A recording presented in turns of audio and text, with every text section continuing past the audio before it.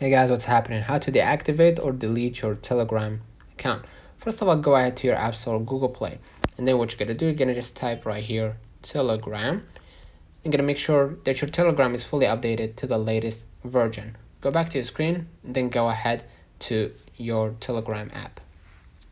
Okay, now what you're gonna do, go ahead and click the settings gear at the bottom right. Okay, and now what you're gonna do, just go ahead to the privacy and security, scroll a bit down, and you're gonna see automatically delete my account 18 months or whatever, or you can just go ahead and hit delete account now, right? And if you want to proceed, just go ahead and delete my account immediately. Let me know in the comments if this video helped you. Do not forget to like and subscribe, turn on the notification bell to receive every video we upload. Thank you, and catch you in the next time.